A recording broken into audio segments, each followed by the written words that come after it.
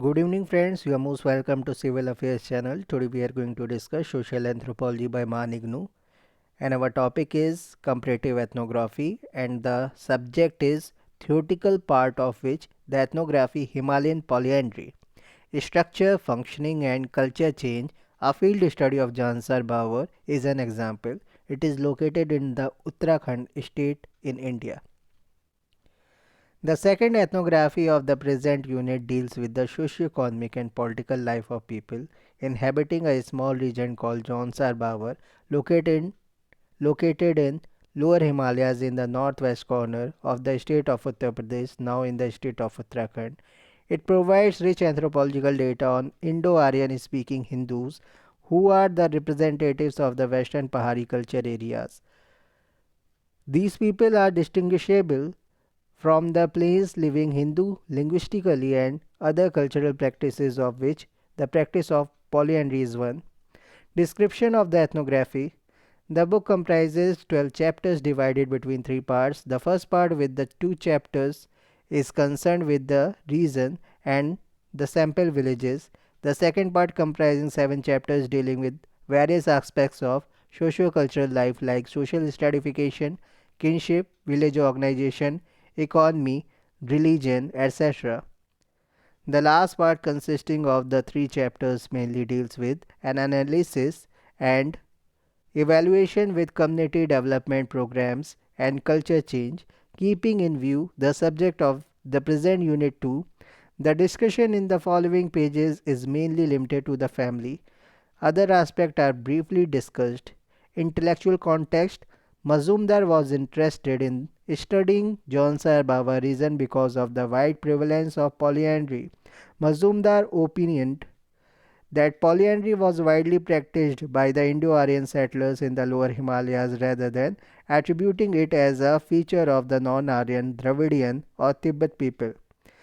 The polyandrous people are mistakenly ridiculed by their neighbors without any assessment of the possible causes of the origin of polyandry and its continued existence in Jaunsarbawar region. Fieldwork. D. N. Mazumdar conducted fieldwork during the autumn of 1937 for 2 months. However, due to high altitude problems, fieldwork could not be conducted continuously over a period of time. However, for the next 20 years, he and his team of investigators and supervisors conducted fieldwork in Jaunsarbawar almost every year for few weeks during summer. Totally, the team stayed in the field for 4 years and 11 months. Village census, family genealogies, structured interviews and observation were employed for data collection. Analysis of data. Mazumdar begins the ethnography of the people of Jaunsarbawar by giving an account on the past and present conditions of the region. The region is located in the northwestern corner of the state of undivided Uttar Pradesh, now in the state of Uttarakhand. The region falls in the tehsil of Chakrata. Jaunsar and Bawar are the two sub-regions. The former forms the lower part and the latter is in the upper part of northern part of the Jaunsarbawar region. The region is characteristically mountainous in the terrain. The region was ruled by the hill Rajas of Sirmaur, Muslim invaders, the Gurkhas and by the British.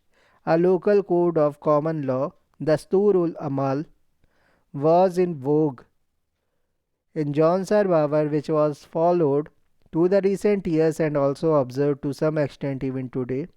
The population of Jaunsarbawar exhibited a trend of continuous increase, though there were minor and major fluctuations between the period 1881 45,117 persons and 1951 58,469 persons. The sex ratio females per 100 males between 1881 and 1951 showed about 20% less than males. The precise reasons are not clearly indicated, though in fact infanticide existed in remote past and in recent years the practice was abandoned. Villages in the Jaunsarbawar comprise multi-caste, of which only a few familiar castes are seen. The castes fall into three groups, namely the high caste groups, the intermediate group, and the lower caste group. The people of Jaunsarbawar have been isolated from people of other areas. However, the broader areas have been in contact with neighboring people. The Jaunsarbawar comprise 39 khats, hill sectors, khats, each containing a number of villages. The khat villages traditionally formed into one unit for administrative as well as social and ceremonial purposes. Each khat is headed by a leader, the Khat Sayana or Sardar Sayana.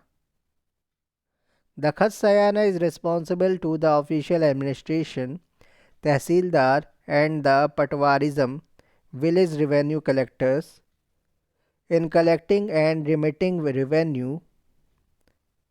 At the village level, a Guan Sayana, Gaon Sayana or Guan Sayana used to look after the affairs of the villages. The people or caste.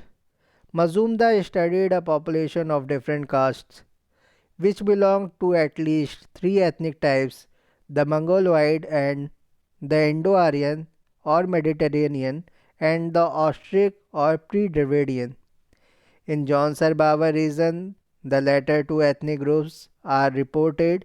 The Indo-Aryan groups is represented by Rajputs and Brahmin castes, and the Austric group is represented by the Kolta and other Austrian caste or artisan caste. The Rajputs of the lower Himalayas region are known as Khasa. In Jaunsarbawar, the Rajput and the Brahmins together are also called the Khasa, probably due to frequent intermarriages between them. However, in this monograph, the term Khasa is used interchangeable for the caste in the Rajputs. Field centers, three villages namely Lohari, Baila and Lakhamandal were selected basing on two considerations: representativeness of the culture of the region and suitable size and setting. Lohari and Baila represented the general Jaunsarbawar culture, and Lakhamandal is selected to understand the cultural influences of the neighboring Tehri Garhwal region. Tehri Garhwal region. The data from the former two villages form the basis for general understanding of Jaunsari culture, while the data from the latter village was used for indicating changes. The village settlements are characterized by crowding houses and are distributed basing on caste and lineage. The high caste occupied an open high altitude part of the village. The lower caste Kolta inhabit the lower parts of the rocky slopes or at outskirts of the high caste habitations. The residences of the intermediate artisanal caste are sprinkled here and there as they are few in numbers within the main cluster of houses of high caste. Families belonging to the same lineage, all, and sublineage, Bhera, cluster in a common habitat. In the past, each family owned plenty of space around its dwelling, so that families separating from the ancestral family could construct new houses nearby. The houses are constructed mainly on the basis of sublineage Bheria and one or more sublineages of single lineage all occupy a continuous area or ward. In the same way, the sublineage of a second lineage occupy a separate area distinctly removed from the first one as a separate ward. However, in each ward there is more than one lineage. The settlement history shows that even before the Rajputs or Brahmins arrived, the villages were inhabited by artisanal and other lower caste. The latter generally migrate from place to place. Intermarriages between Brahmins and Rajputs are reported, whose descendants have grown in number in course of time, on account of which the Rajputs have become the dominant caste in Lohari and Bela villages. Population composition. The caste composition of all villages is more or less similar except in their number. Rajputs are predominant in Lohari and Bela villages, whereas the Brahmins outnumbered other castes in Lakhamandal village. The Kolta is the second largest caste in numbers. The castes are divided into three strata. The higher caste represented by the Rajputs and Brahmins, the artisanal or intermediate caste, and the low caste represented by the Kolta. There was one Siddhi Rajput migrant family and one Gurkha male. Social stratification and caste hierarchy. Social groups in the three villages are formed on the basis of economic status, professional calling, and caste. Economic classes in the village, by taking into consideration the size of land holding, strength of livestock, number of houses owned, cash, gold, etc. The people of the three villages are divided into rich, intermediate, and poor classes. Rich are generally represented by high caste, though the other two classes are also seen among them. The lower caste Kolta are generally poor and landless, though some rich people, however not comparable with the rich of the high caste, are better off compared to the poor families in the high caste. Among the artisanal caste, a majority of them belong to the intermediate economic classes. Professional classes. Mazumdar used the term professional caste in place of the caste occupations, in view of the fact that the traditional calling of a caste was no longer the monopoly of a specific caste. Mazumdar used the term professional caste in place of caste occupations in view of the fact that the traditional calling of a caste was no longer the monopoly of a specific caste. In other words, certain occupations were practiced by a number of castes.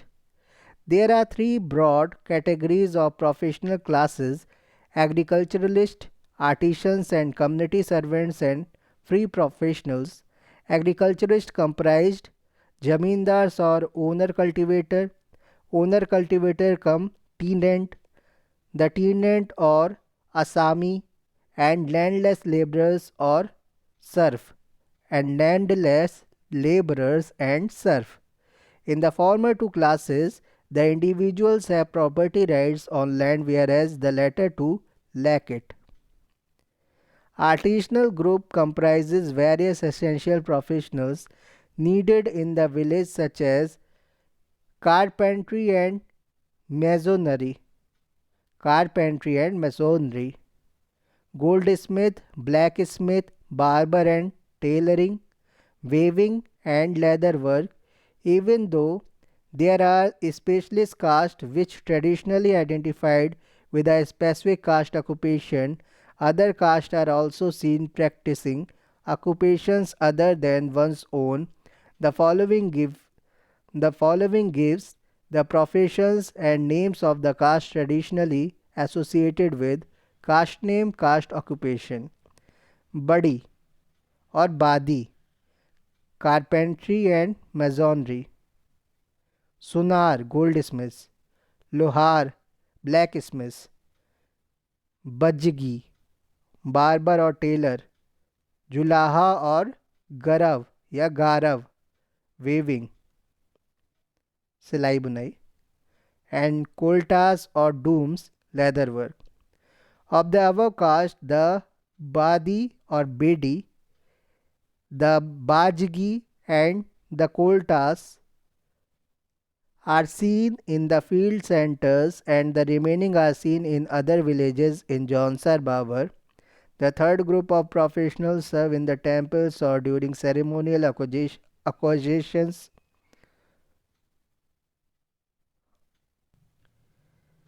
The third groups of professionals serve in the temples or during ceremonial occasions or serve as medicine men, magicians, etc. Some of these services and the associated caste are listed below.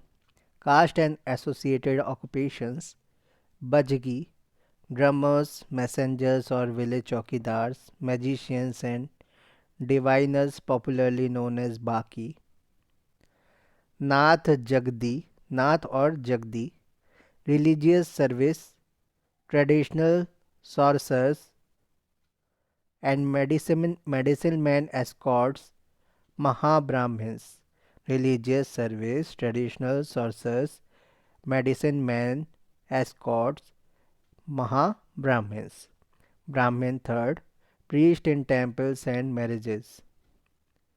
In the three villages for the professional caste, including the artisanal caste and community servant, agriculture is the important stay in the form of tenancy or tenancy cum own cultivation, whereas their hereditary professions are only secondary.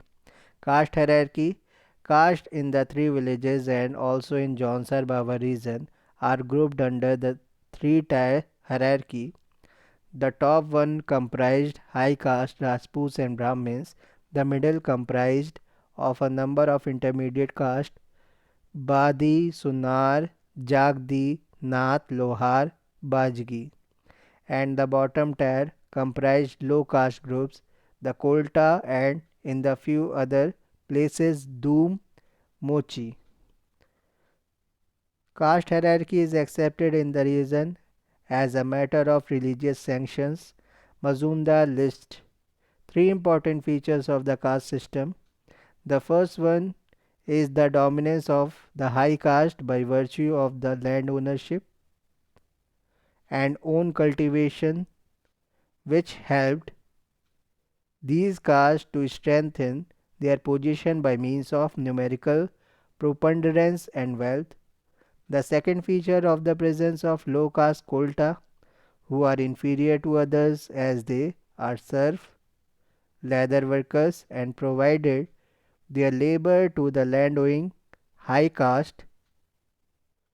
The third feature is the marginal importance of the intermediate artisan communities whose numerical strength in smaller numbers is largely determined by the needs of the village communities. Between the artisan caste, the importance of Bajgis is relatively higher as their services as drummers are required in the temples and social ceremonies. To conclude, the caste in the three field centers are composed of the stereotype caste stratified on both economic and social religious grounds. These castes are functionally interdependent as well as supplementary to one another. One of the special cultural features of the Jaunsarbawar region of the lower Himalayas is the widespread presence of a special type of family which is designated designated by Mazumdar as fraternal polyandrous family. The matriarchal polyandrous family once in existence among the Nayars of Malabar is different from the polyandrous family seen in Jaunsarbawar. Among the Nayar, the husbands of a wife are not necessarily related as brothers or by kinship or by consanguinity.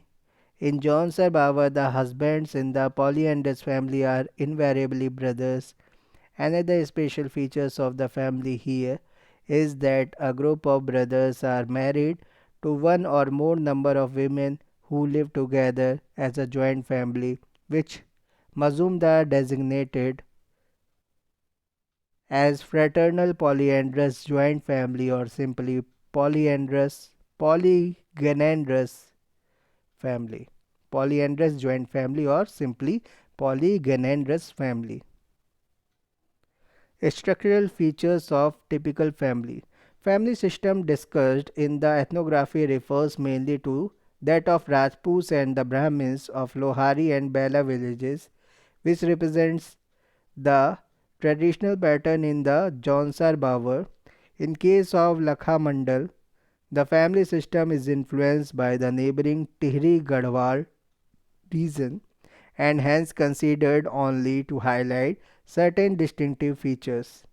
A family in Jaunsarbawar is characterized by patrilocal residence, patrilineal descent, patronymic designation, and patriarchal authority. Characteristically, a Rajput and a Brahmin family is a joint family. It is a union of all male members of all living generations in the patrilineal line of descent, along with their wives and their unmarried sisters and daughters. However, this joint family is quite different from the Hindu joint family reported elsewhere in India. In the latter case, each adult is married to a woman, and all such married males live together in a single compound. In the case of Jaunsari joint family, all brothers are married to one or more women. It is eldest brother who marries a woman or successively several women. It is through him that his brothers also become husbands to the women or women whom the elder brother married. In other words, all the brothers from an inseparable group as fraternal husbands in the name of the eldest brother. This form of family is termed by Mazumdar as polygynandrous joint family, a group of brothers married successively to more than one woman, rather than as polyandrous family, a group of men married to one single woman. Another structural feature of the joint family in the Jaunsarbawar region is the presence of additional members. Married sisters and unmarried sisters and married daughters often tend to stay back in their natal families because of the practice of child marriage. The girl stays back to in her parental family till she attains puberty. In the same way, the divorced and widowed daughters and sisters may return to their natal families. Further, married sisters and daughters make frequent visits to the parental home during festivals, etc., and stay for longer periods. Thus, typically, a joint family in Jaunsarbawar region is composed of brothers, each groups of brothers belonging to two or three generations, along with their respective groups of wives, unmarried sisters, daughters, and married or widowed divorced sisters and daughters. Unmarried brothers and sons are an integral part of the joint family who in course of time are married to the wives of the brother or marry another woman. However, fraternal polygynandrous joint family is not the only form of family seen among the Jaunsari Hindus. However, fraternal polygynandrous joint family is not the only form of family seen among the Jaunsari Hindus. The major forms of polygynandrous, polyandrous, polygynous, and monogamous unions. Mazumdar inferred that while polygynandrous marriages are more typical of Jaunsari region, other forms may in course of time result in polygynandrous unions. Other forms emerge owing to divorce, death of wives, or division of family. Polygynandry and polyandry are common among the Rajputs and the Brahmins as well as other lower castes, especially in the village of Bela and Lohari. However, in Lakhamandal village, owing to the influence of Tehri Garhwal, monogamy is popular. As far as the types of family are concerned, Mazumdar reports several subtypes among the major forms of families, namely polygyn- polygynandrous, polyandrous, polygynous, and monogamous. These subtypes are in a transition stage wherein they change from one type to the other in course of time due to death, divorce, division of family, etc. Functioning of the typical family. The head of the Jaunsar family is called Sayana. Sayana is usually the senior most male person, the eldest brother of the members of the senior generation living in the family. The succession of the succession to the office of family headship is based on two criteria. The eligible person should be the eldest.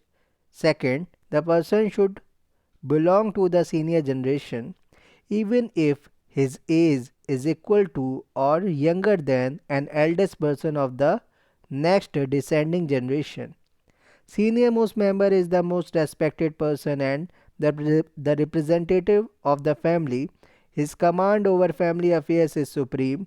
Even if he has retired due to old age, his word is respected by the acting head, either his younger brother or eldest son. Even though the wives and children belong to all the brothers, it is the eldest brother who possesses supreme command over all family members. The family Sayana is not only vested with authority but also has to run the family efficiently.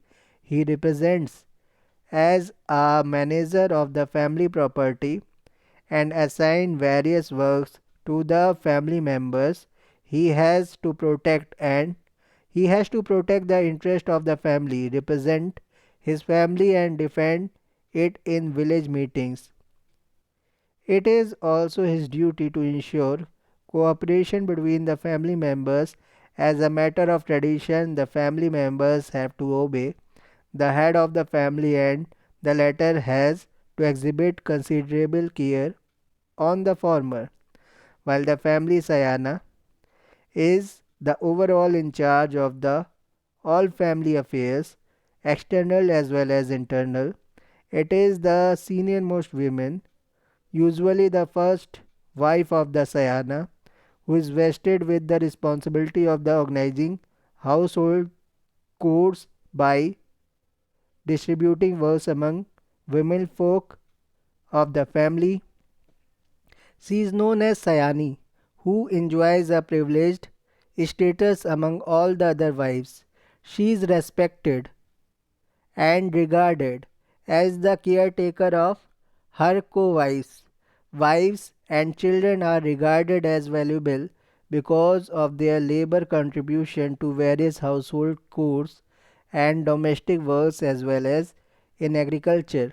Even though in Jaunsari family lays emphasis on jointness due to differences between women, disputes and division of labor, or when family size has grown beyond manageable level, division of families take place.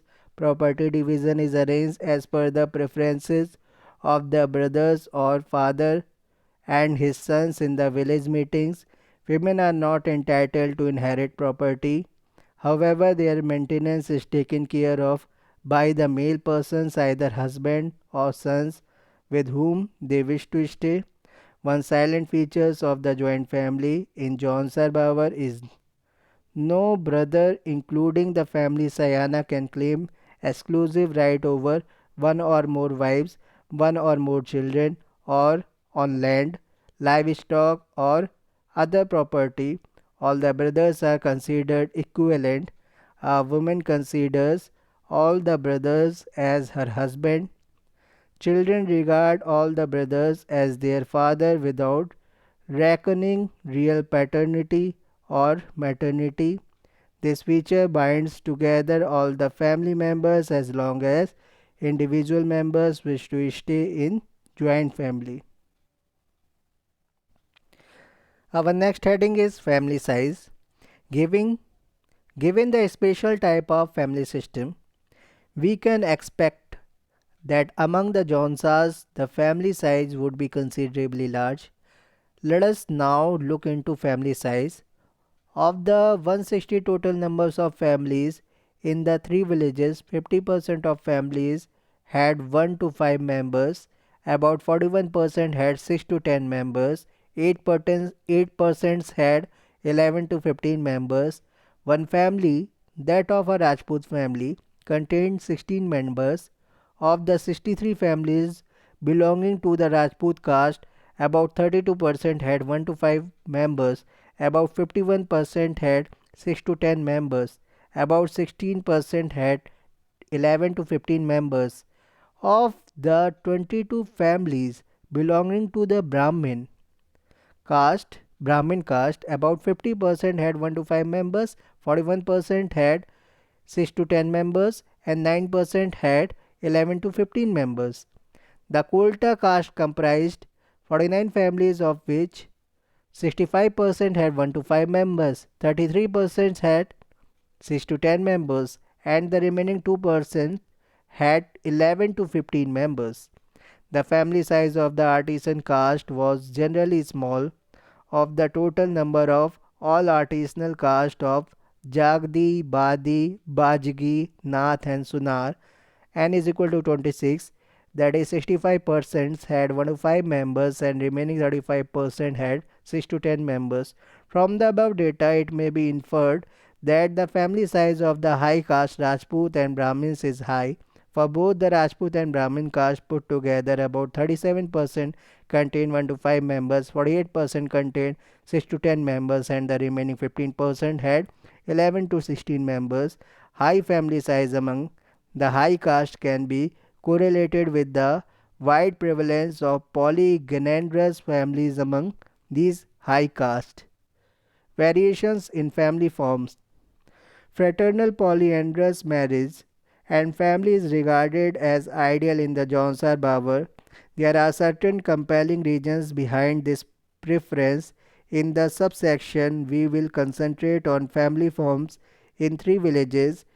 It must be kept in mind that the family form in any society is subjected to development cycle due to marriage, birth, death, divorce, division, or by the presence or absence of core members, primary kin, or additional relatives, example a divorced or widow sister or daughter.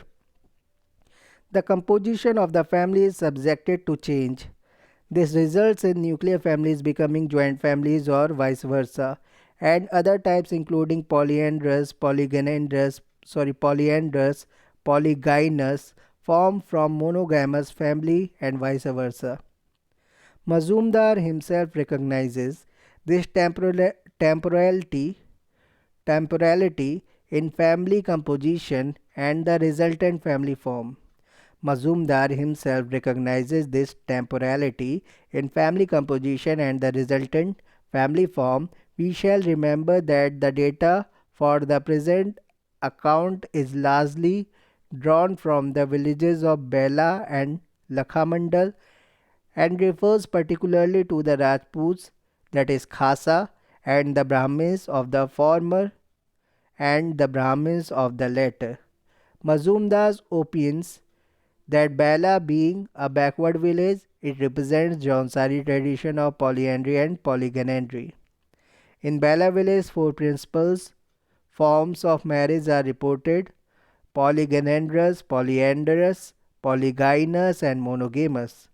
At the village level, of the total 89 marriages, 29 33% are polygynandrous marriage, 22, that is 25%, are polyandrous unions, 8, that is 9%, are polygynous unions, and the remaining unions, 30 or 34%, are monogamous. Among the Rajputs, 18 of the 45 unions are polygynandrous, that is 40%, 13, 29% are polyandrous unions, 2, 4% are polygynous, and the remaining 12, that is 27%, are monogamous unions. Even among the low caste, polygynandry and polyandry are reported in high frequency. These figures indicate that these two marriages forms are common among the Jaunsaris. The Lohari village, 49% of 57 unions were polygynandrous, 12% are polygynous, and 39% are monogamous unions. In the case of Lakha Mandal village, the frequency of polyandry is less than that of monogamous unions, a change attributed to frequent separation of brothers and culture contact. As far as family type is concerned, Mazumdar relies on the data drawn from the Bala village and gives caste-wise quantitative data. The interesting aspect is the existence of subtypes within each of the major family types. Without going into quantitative details, the following statement provides family types and subtypes. The types of family in Bella village. Major type of family. Subtypes. Major type is polygonandrous. Subtype is simple polygonandrous, multipolygonandrous, polygonandrous cum monogamous, polygonandrous cum polyandrous, polygonandrous cum polygynous. Second type is polyandrous. Subtype is simple polyandrous, multipolyandrous, polyandrous cum monogamous, polyandrous cum polygynous. Third is polygynous. Subtype is simple polygynous, multipolygynous, polygynous cum monogamous. Fourth one, that is the last, monogamous. Subtype is multi-monogamous, appended monogamous, nuclear monogamous, and the last is broken. Others are single male. The precise composition of the family subtype listed above is not given in the monograph. However, most of the subtypes are self-explanatory, as Mazumdar observes that in a joint family of 2 or 3 generations, the combinations produce complicated forms of family types. Further, the demographic compositions, for example, a family in which only one male is born without brothers, and personal preferences or situational force may determine the form of marriage and thereby the family form. Due to these constraints, a single male in a family has to choose between either monogamy or polygyny. Similarly, two more brothers might prefer polyandry and polygynandry together. Sometimes wide age difference between two brothers precludes polygynandry, and each of such brothers may choose monogamous marriage, though the brothers may live jointly. The student has to keep in mind the difference between the commonly used family terms like nuclear family and joint family and the polygynous union and the consequent family forms in Jaunsarbawar. For this reason, Mazumdar takes into consideration the type of marriage unions for classifying families instead of taking family composition. Conclusion: in his work, Mazumdar offers several explanations regarding the development and existence of Jaunsari polygynandrous joint family. Firstly, Jaunsari agriculture is extremely arduous given the geophysical conditions of the local mountainous terrain with steep hills and deep gorges. The terrain is characterized by the following features: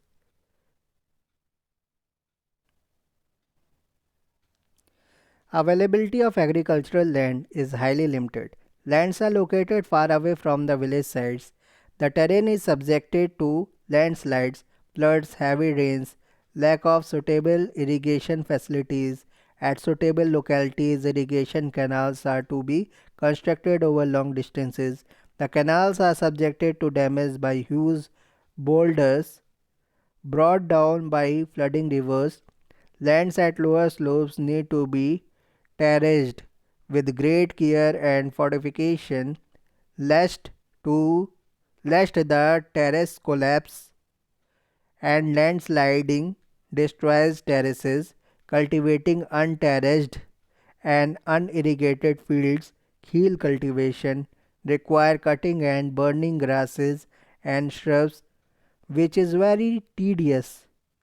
Heel cultivation causes disintegration of hillsides, resulting in landslides and hence frequent following inter-village disputes on sharing water from a single source. The necessity to build cattle cum residential sheds at the site of agricultural fields, the necessity of some members who have to stay away from the family and to stay at the field, high altitude variation between 2500 feet to 9000 feet imposes restriction on the crop cultivated. Hence, rice cannot be cultivated at high altitudes due to the difficulty of supplying water to the fields. There are several other problems associated with high altitude agriculture which involves various arduous tasks. The above account can be conveniently divided into two categories: scarcity of agricultural land and requirement of additional lands to practice cultivation, which is constrained by many problems listed above. The above two problems in turn necessitates an adaptation wherein it is required that the family land holding be kept undivided and that the family has to equip itself with the necessary number of persons to meet the heavy labor requirement. The Jaunsari, as Mazumdar indicated, found that the polygonandrous family is the answer to meet the above two conditions. By means of polygonandrous joint family, the land property can be kept undivided as well as meet the labor requirements. Multiple marriages in various ways ensures this requirements. If families separate frequently, the land holding would shrink to unviable size. Further, the children born are not recognized on the basis of individual father but that of the family itself, which reinforces unity. On the other hand, in polygonandrous joint family, the eldest brother can bring in an additional wife or wives as and when required in accordance with economic and personal needs of the household and male members of the family. The number of wives could be equal, less or more than the number of males in the family depending upon requirement, convenience, etc. How does the ethnography advance our understanding? Mazumdar's work shows that polygonandrous families do not remain so for the entire duration of their lifespan. They become polygonandrous because of a variety of reasons that have been discussed in this lesson. At the last, we will discuss summary. The two ethnographies discussed in this unit contribute to the understanding of different family types prevalent. The first ethnography by T. N. Madan reflects on the family system in rural Kashmir, where emphasis is on the Chulha household within a Jai homestead, while in Himalayan polyandry, Mazumdar's focus is on Jaunsari polygonandrous joint family. Both the work deal in an in-depth analysis of the pattern functioning and changes in the family system. Thank you very much.